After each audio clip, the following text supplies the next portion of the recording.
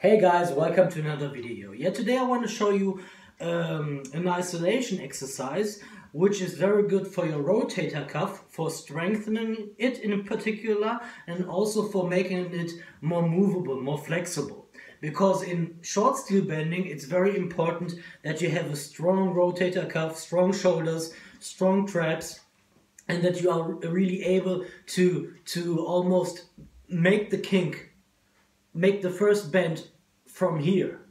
And this requires a lot of strength, but also a lot of mobility.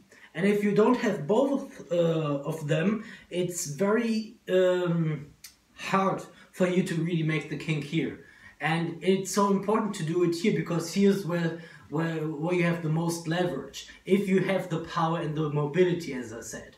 Now, my grip strength friend Richard, his channel is Eisenbiegen aus Friesland, as I told you several times, said a perfect isolation exercise for strengthening your rotator cuff and also for making it more flexible is using a simple plastic pipe, which is hollow obviously, and putting it as near to your throat as you can, and then pretending to bend it. Okay, so first you will see that it is very hard to really bend it that much, and that's perfectly fine because you still haven't got the strength. Now, I would suggest that you really use a long one for the beginning, simply because you have more leverage and you get to apply some force, some pressure on the pipe.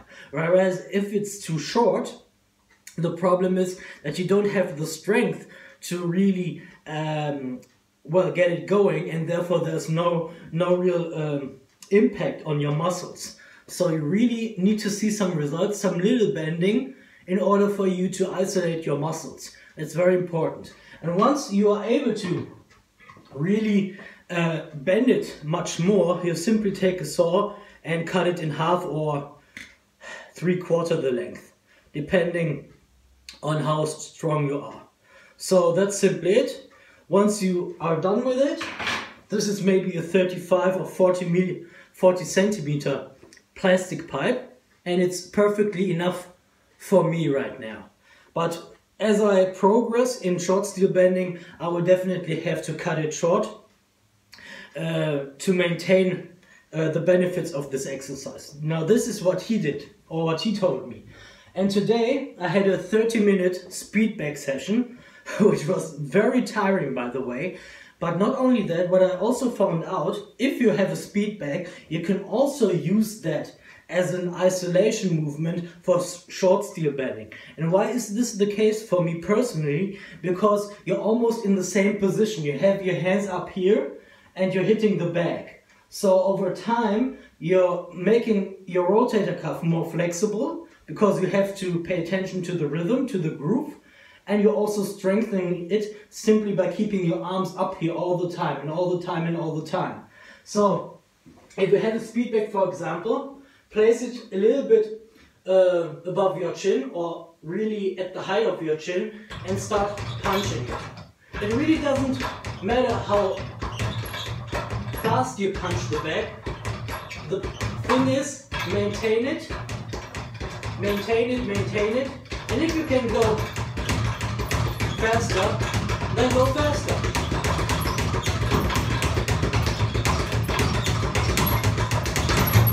Because the faster you go, the more intense it is, obviously, on your whole rotator cuff. So those are two perfect isolation exercises, in my point of view, for really creating a strong rotator cuff and making it more flexible. Thank you, guys.